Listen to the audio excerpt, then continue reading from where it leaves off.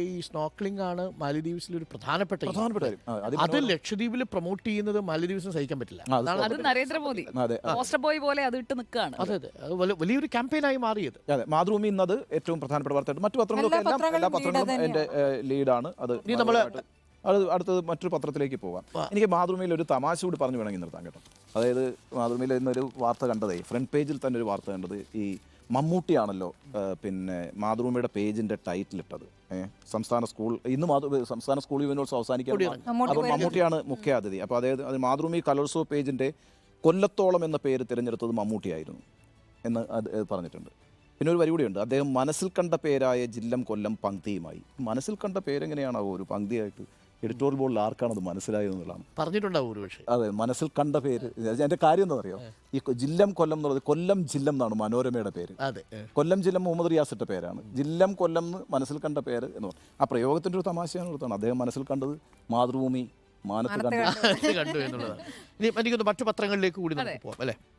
നമുക്ക് ഏത് വേണോ ഉണ്ണി സാറേ? മനോരമ വേണോ, ഹിന്ദു വേണോ? മനോരമ. ഓക്കെ. അപ്പോൾ ഈ മാലദ്വീപിൽ ഇന്ത്യക്ക് അധിക്ഷേപം, മോദിക്ക് പരിഹാസമുള്ളൂ എന്നത് തന്നെയാണ് പ്രധാനപ്പെട്ട വാർത്ത. അത് നമ്മൾ മാലദ്വീപിൽ പോയ ആധികാരികമായ മാലദ്വീപിനെ കുറിച്ച് പറയാൻ കഴിയുന്ന നമ്മൾ 4 പേരിലെ ആള് ഉണ്ണി സാറാണല്ലോ. പോയിട്ടുണ്ടോ?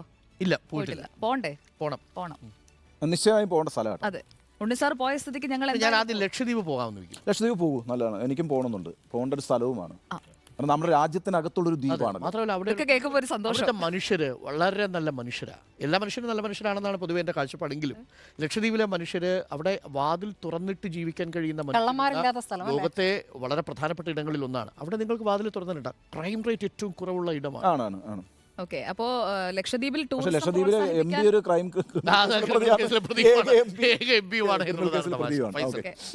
അപ്പോ എന്തായാലും നമ്മൾ ലക്ഷദ്വീപ് യാത്ര ഫിക്സ് ചെയ്തു. എപ്പോഴാണെന്ന് നമുക്ക് എല്ലാവർക്കും കൂടി ആലോചിച്ച് തീരുമാനിക്കാം. അപ്പോൾ ഇതിനകത്ത് മനോരമയിൽ A ഗ്രേഡ് കിട്ടിയ മണവാളന്റെ കാൽവിരൽ കവർന്നൊരു അപകടം ഉണ്ടായത്, അങ്ങനെ കലോത്സവവുമായി ബന്ധപ്പെട്ട വാർത്തകളൊക്കെ വന്നിട്ടുണ്ട്. ആ മണവാളൻ നമ്മുടെ ചാനലിൽ ലൈവായിട്ട് വന്നിരുന്ന ആളാണെന്ന് എനിക്ക് സംശയമുണ്ട്. കാരണം ഇന്നലെ രഞ്ജിത്ത് വട്ടപ്പാട്ട്, അതെ, മുഹമ്മദ് ഫൈസൽ. നമുക്കത് നോക്കാം. നമുക്ക് കലോത്സവം സെഗ്മെന്റിൽ ഇത് പരിശോധിക്കാം. അതുകൊണ്ട് ഞാൻ മറ്റു വാർത്തകളിലേക്ക് ഒന്ന് പോവുകയാണ്.